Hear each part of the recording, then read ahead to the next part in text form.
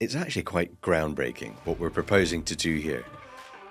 It's been done at small scale, but we're going to exploit an opportunity that will allow us to really scale significant amounts of institutional capital in the UK to begin with, hopefully in time perhaps overseas, in a way that will help nature restoration.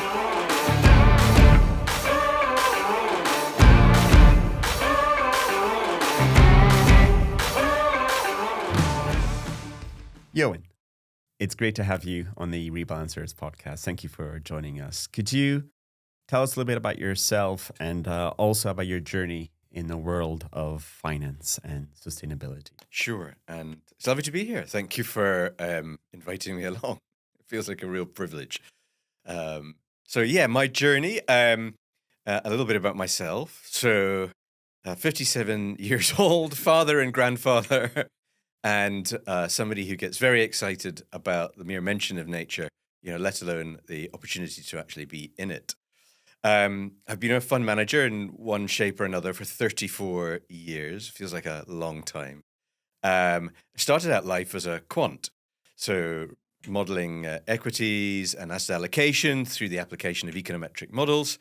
But over time, got kicked up the greasy pole. There were much better quants than I was ever going to be coming out of various grad schools, and found a niche, if you like, as a CIO for a couple of different organizations, including a little spell running my own firm, managing a whole array of strategies, which have sort of slowly taken me a journey through sustainable finance, and then in the latter sort of 5-6 years into nature strategies in particular. Excellent. And by CIO, Chief Investment Officer, right? Yes, exactly. And you're also a volunteer and the search and rescue member of Exmoor.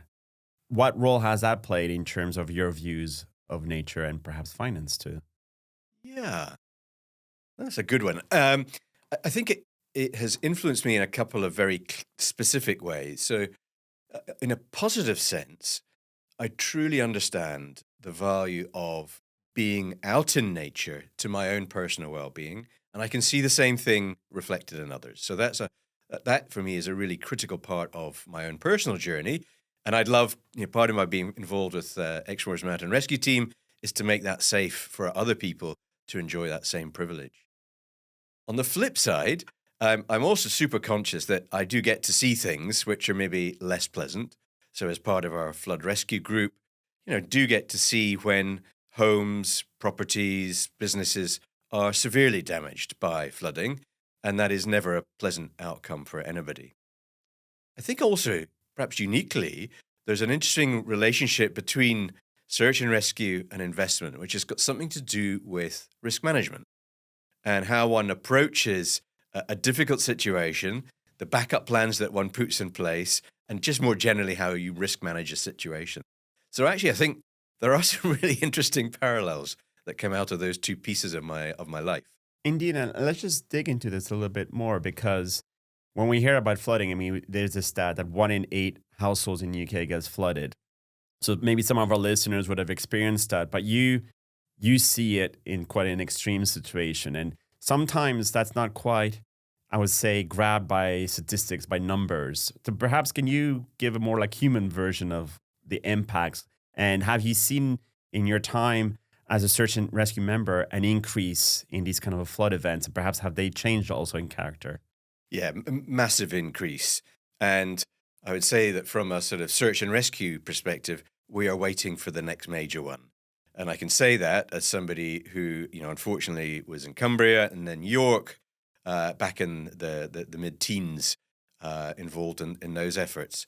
And our role there can manifest in a number of different ways. So sometimes it might be pre-actual event evacuation, because we've got a very good idea that certain properties will be underwater.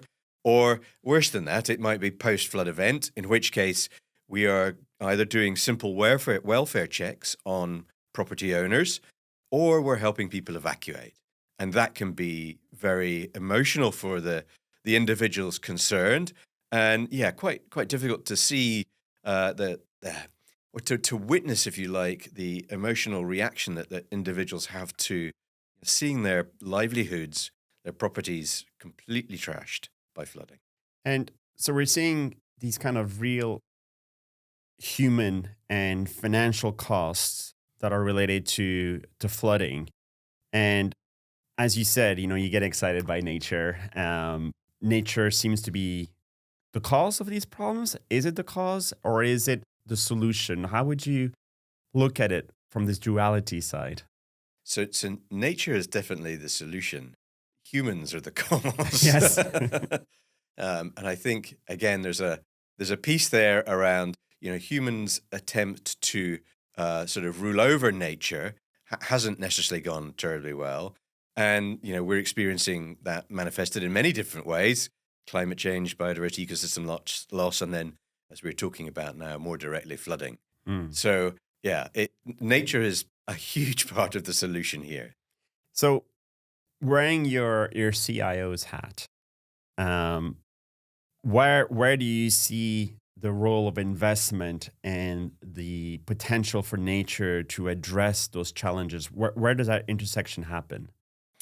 Yeah, so it would be very tempting just to answer that by looking at that direct intersection of nature investment, but I actually think it's much, much broader. And it almost doesn't matter what asset class you are looking at. Considerations of nature, of resource, of ecosystem properties are essential.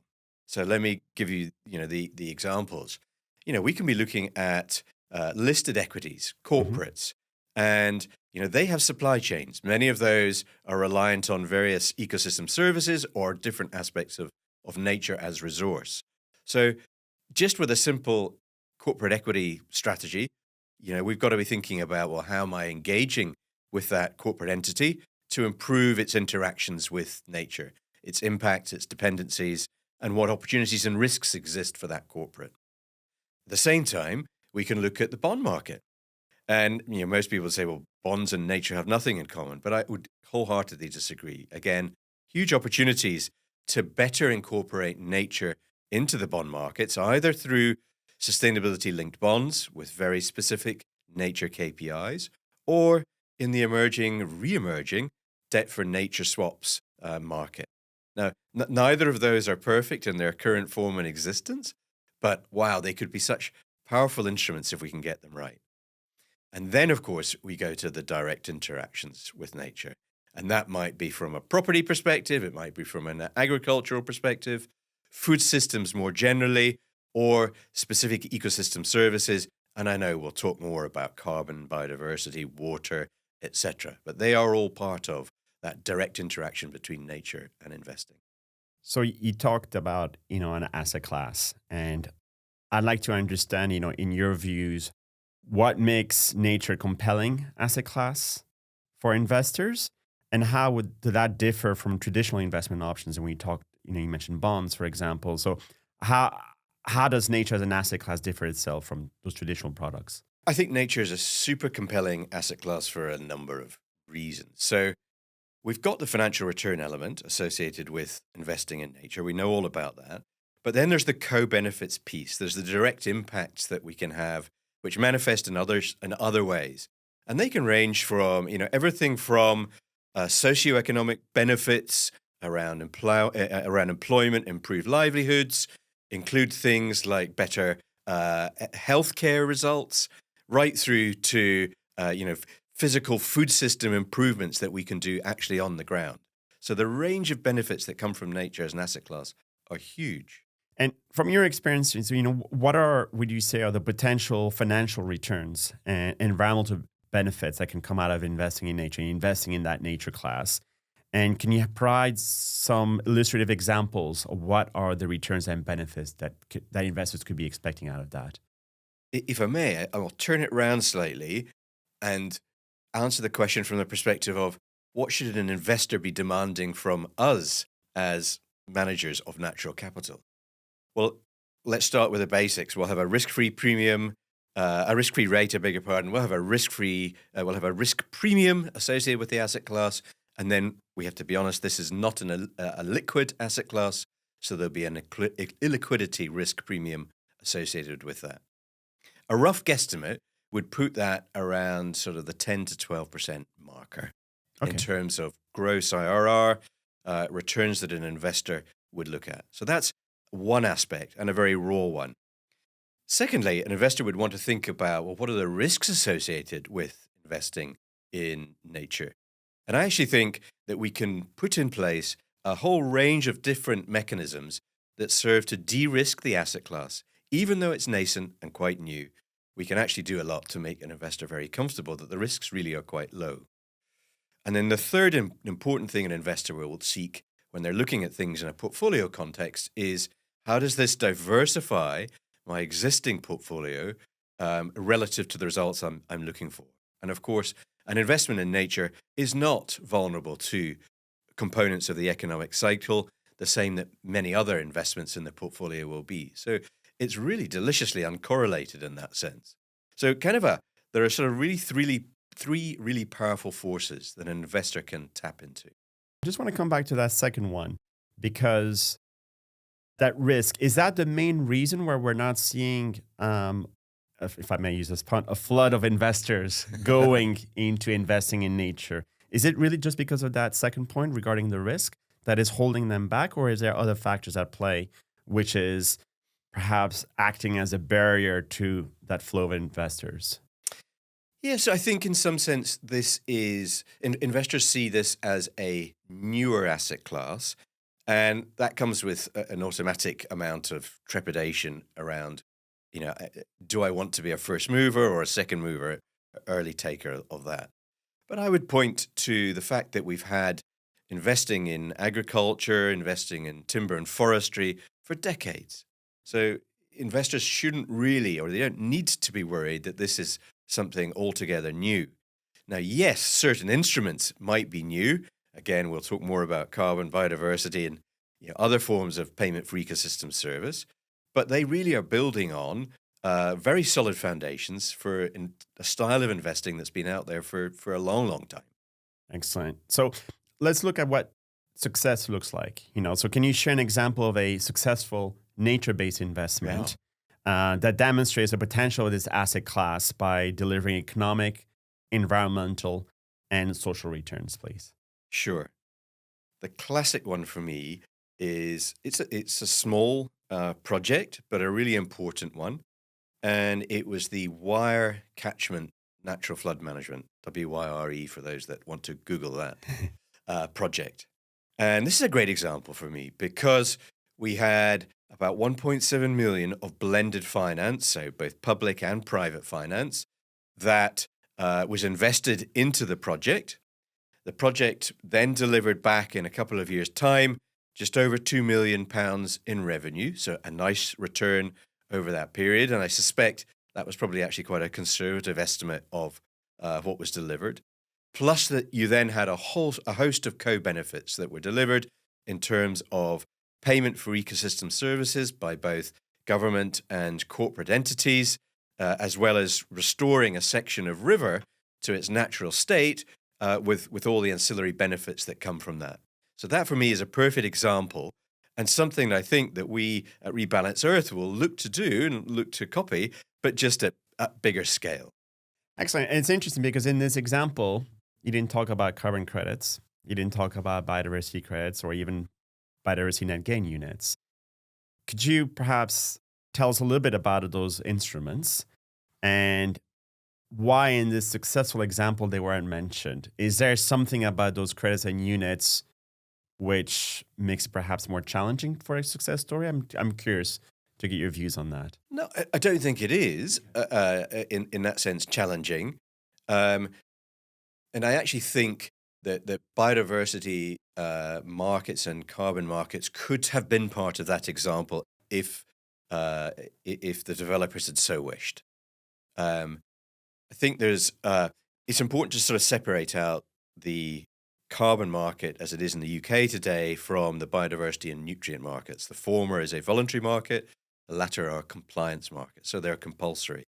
Now, everybody will have read the headlines in the Guardian newspaper around some of the challenges that the carbon markets have seen, but we should be very clear that that is particularly around avoidance projects, typically in the global south, where people are being paid not to do a certain thing to nature, usually chop down a forest. So not to chop down that forest. And those carbon offset programs have been more contentious. There have been debates around the selection of appropriate baselines and other technical matters. But by and large, I would still argue that the voluntary carbon market, for the most part, works well. Sure, it could be improved on. And similarly, early days for biodiversity net gain here in England. And again, I'm very conscious that there will be those that say that other things that can be done to get that even better. And hopefully those will all happen. So they can be part of the solution. I wouldn't want anybody to go away and think that's not the case.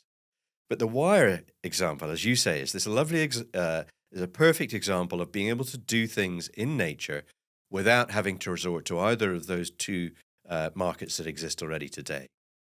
It's interesting because this project is a great example, but it's still relatively small. What do you think is the potential for these kind of projects to scale at a much larger level? Let me answer your question in two ways from slightly different angles, if I may. The first point is around the nature financing gap that we face here in the UK, which the Green Finance Institute estimated that would be around about 60 odd billion a year through to 2030. So that's a huge sum, and we are nowhere near that today.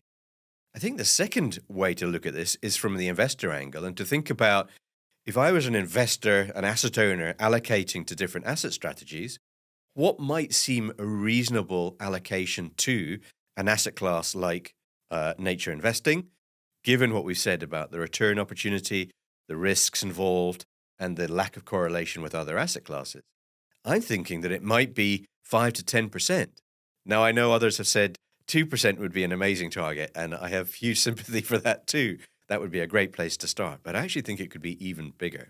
I'd like to work a little bit on that. As you know, we had Rob Gardner in our first episode, and he mentioned about the 2% for nature, where there is £5 trillion worth of assets in the pension industry in the UK. If we put 2% of that, that's 100 billion to address this gap we are seeing. I'd love to perhaps get your rationale or your optimism on what you think it could be more than 2%, and how could we get to that? Yeah. So shortly after Rob came out with his 2%, which is sort of serves as my baseline target here, there was another survey done of asset owners by a different asset manager, and that suggested that the asset owners themselves were looking at 3 to 5%. The reason that I think that's probably still on the low side is that I don't think we really have fully thought through the potential scale of opportunities. And I say that because I think so much of our focus today is on terrestrial opportunities. We're only really starting just to look at the edges of marine opportunities, things that can be done in the near shore that will improve nature and biodiversity and ecosystem services. And I think when you take all of that into account, actually I think the opportunity is bigger still. So that's why I'm in that optimistic 5 to 10% bracket. Amazing. And could you perhaps give some few examples of that marine opportunity? What does that look like? And what are some of the projects you may have seen across the UK that we could perhaps learn from? Yeah. And again, I think this speaks to needing to have a really holistic view of what one is looking at. So what I mean by that is, let's say that we're looking at seagrass restoration opportunities around the coast of the UK. We all know that seagrass has been depleted some 92% from its peak previously. So huge benefits to restoring that. But those benefits are multiple. So seagrass operates in several different ways. Putting again to one side any carbon potential, we know that it serves as a nursery for young fish, which help to replenish stocks in that sense. We know that it has properties around coastal erosion and protection. So if we take into account all of these things, it's very easy to get super excited about some of those opportunities. And that's before we even start talking about kelp or seaweeds or crustaceans more generally. Just a significant range of opportunities in our near shore. Excellent. Now, I want to come back to the investors themselves. Who do you think are the best type of investors to look at nature as an asset class? Are we looking at pension industry, or we're looking at perhaps insurance? Who do you think are some of the best investors, the most suitable for investing in nature? Yeah. I actually think that it's an asset class that will appeal to almost all categories of investor, asset owner, if you prefer. I think potentially the odd one out will be defined benefit corporate schemes, many of which are cash negative and in runoff or fully liability matched at this stage. And so they won't necessarily wish to have sort of long duration commitments, such as investing in nature, on their books. That makes complete sense. But almost every other class of investor, I suspect, is thinking, this is a real opportunity for us. So that could be anything from the local authority pension funds, their amalgamated pools, through to defined contribution and master trust investments for us as personal pension holders, endowments, foundations, of course. And then we get to insurance companies, where it would be really great if we had a little bit of policy cleanup, as it were, around some of the capital adequacy rules and how insurance companies can treat investments in nature on their balance sheet. So huge opportunity right across the piece, really. And just to be 100% clear, we're talking about these are investments made from a financial perspective, not from a regulatory. So they're not being forced to make those investments. They don't have to hold it in their books. It's literally, I'm assessing this asset class from a pure financial perspective that will give me healthy returns. Absolutely. This is an attractive investment across the three dimensions that we mentioned from a financial perspective. Plus, then we've sort of begun to unpick a little bit on the impact side as well. You're currently working at the Krauser Labs. And can you explain what your role entails and the purpose of the seed index, please? Yeah, no, you're absolutely right. In my 12-month sabbatical, I am really lucky to be working with Professor Tom Crowther and his team. Tom, of course, is best known for leading the groundbreaking work on showing that the Earth the planet was home to around about 3 trillion trees, with space for about 1 trillion more just on degraded land. Wow. So that was a very powerful statement, which Tom then came out and refined by saying, but of course, that's not the only answer, which leads us to the work that you and I will embark on together next year. So the seed index is all about seeking to get a truly holistic, globally standard measure of the state of nature for any terrestrial and ultimately any marine location on the planet. And that's critical because we need to have a starting point. We want capital to deploy to nature strategies, but if we don't know where our starting point is, how will we measure whether we've made improvement or not? SEED, in short, it captures the 9 critical axes that ecologists will tell you, and I am not an ecologist, are vital to measuring nature. And so they are, respectively, the genetic variation of animals, plants, and microbes, the species variation of animals, plants, and microbes, and then ecosystem variation according to condition, function, and structure. So if you can measure those 9, which is what SEED does, amalgamate those together into a single index, then you have a unique, true measure of nature. Amazing, amazing. And how does that work at Seed Index relate to some of your previous experiences you had, for example, at Federated Hermes, and particularly in building an impacts database? Yeah, so I think my last few years at Federated Hermes were very much concentrated on driving investment into nature across sort of several different strategies and listed corporate equities, looking at the fixed income opportunities, and then a real asset nature-based strategy on the ground.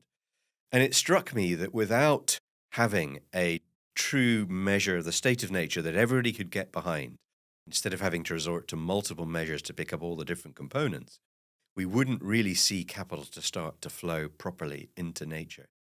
So when I knew that I had a sabbatical ahead, super excited to offer my services to Tom Crowther and the lab to help them bring seed to market, which we will do in a couple of weeks' time at COP16 in Colombia.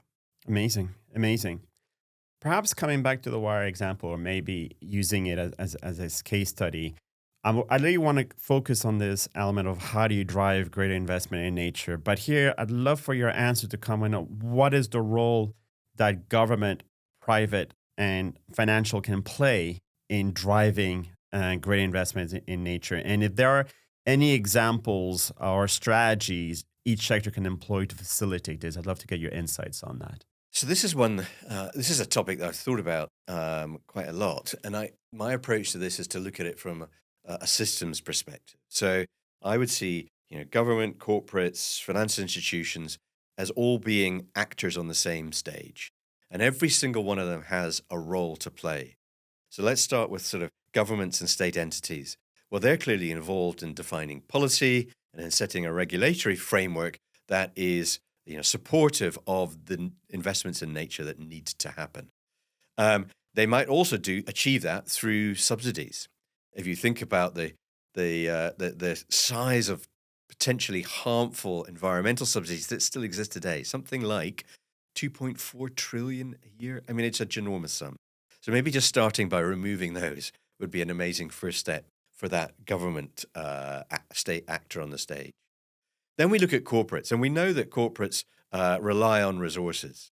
Those resources many times come from nature, and they're embedded right throughout those supply chains. So corporates, not just driven by regulation, but it's in their own best interests to do a lot of work around how do I secure supply of those resources in the future, right throughout the supply chain, because it's to their own bottom line benefit, if for no other reason. And then we as investors can think about, well, what is the role that we can play here in driving capital, regardless of the asset class, indirectly through the equity and bond markets, or more directly through real asset projects on the ground, again, to bring back nature, to stop biodiversity and ecosystem loss, because they are critical to the survival of our planet. Absolutely. And perhaps on a more, positive note, I'd say, so if I had a magic wand, what changes would you make to our current financial system to better value and protect nature? Really would love to get your insights on that. I think there are two things that we should be doing. And one is to think about, so we work within an existing financial and economic system, and we've got to think about how we make that better. Because as much as our second option, which is conceiving of a new financial and economic system, my sense is that whilst we should also put some energy into that, if we only focus on that latter, it's going to take too long. So this is a two-pronged assault. Let's do what we can within the existing system, and then also let's give room for thought towards that bigger picture piece around, is there a better way in which we can organize our lives that will get a longer lasting result that makes sure we never get back into this mess again? Now, you're familiar with the Rebalance Earth proposition. I might be. You might be. And I'm delighted that, you will be joining our team in the near future. But in terms of your reflection and considering, our proposition, what was it about our proposition that excited you and why? The Rebalance Earth proposition I find really exciting because it's actually quite groundbreaking, what we're proposing to do here. It's been done at small scale, but we're going to exploit an opportunity that will allow us to really scale significant amounts of institutional capital in the UK to begin with, hopefully in time, perhaps overseas, in a way that will help nature restoration. So we're going to do it with an emphasis that hasn't really been done before. And you talked a little bit about this earlier. We are not going to rely first and foremost on carbon and biodiversity markets, but looking more broadly at other payment for ecosystem services and nature as a service contracts specifically related to water, natural flood management, water quality improvement, and drought mitigation. So lots of stuff for us to be getting our teeth into. That we do. And for our listeners who are intrigued by this concept, and what are some practical steps they can take to learn more or get involved in nature-based investing? Because I failed to mention at the beginning, because you also completed a sustainable agriculture postgrad at St. Andrews. I mean, Sustainable except from aquaculture. Sorry? Sustainable aquaculture. Yes, sustainable agriculture. Postgrad at St. Andrews. I mean, what would you advise listeners to do if they want to get more involved in nature investing? So I think there's several things they can do. There are so many wonderful books out there, and if anybody would like recommendations, I'd be happy to lend some books because we're in a circular economy that will help. And that for me is about self-education. And I went on my own journey with that. And that's why I did the Masters in Sustainable Aquaculture. Federated Hermes, we've done a lot of work that taught me stuff about terrestrial nature restoration, but marine was just a big gap for me. And I thought, I have no business deploying people's capital to this stuff unless I actually know what I'm talking about. So that was a real motivation for me. And the education piece, I think, is critical to this. But I would encourage everybody out there, all the listeners, most will have pension funds. Go to your pension fund provider and ask them what they're doing about nature. Ask them to tell you about the existing portfolio holdings exposure to nature. And you might be slightly shocked at what you find. If that is the case, and I'm right, then ask them to make some changes. That would be my biggest wish for anybody listening. Many businesses are still hesitant to invest in nature. What would you say to skeptics who aren't convinced by the business case for natural capital? Sure. So the first thing I say to skeptics is don't listen to me. I'm a practitioner and thoroughly biased. Instead, I can point them to a recent meta-study that looked at thousands of different research papers, which showed that nature-based solutions are 71% cost-effective. Take that statistic away. 28% more are cost-effective under certain constraints. That's over 90. So we're in really positive business territory. So my final question is, who are the two guests you'd love to hear discuss nature capital on this podcast and why?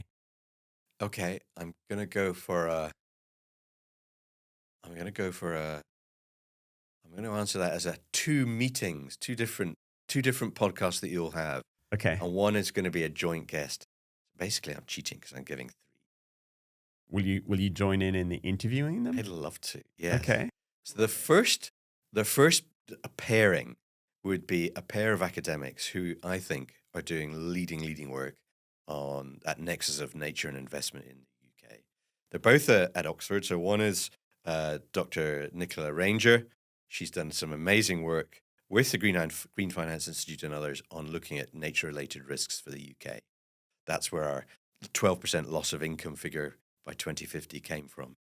The other is Dr. Sophus Zuermgassen. Sophus has been doing some amazing work on the policy side. And that's stuff that we already see some of the results of, and I know that he's seeking improvement, but he's also then involved in land use strategy, which of course for the UK is a critical area that we need to focus on. So that's my academic podcast. And the second individual I would have from the practitioner world is Benedict MacDonald, founder of Restore, acclaimed author. If you haven't read his work, some of his work on cornerstone species, thoroughly recommend it. But also, he has his boots on the ground and is producing amazing results in various rewilding nature restoration projects around the UK. Amazing, Eoin. Well, listen, I'd love to have you back on the show as a co-host, and we can have that conversation with each of your guests. It's been a real pleasure having you on Rebalance Earth podcast, and I'll be seeing you very shortly, I'm sure. Thank you. Yes, in a few months' time. Indeed. Thank you, Eoin. My pleasure.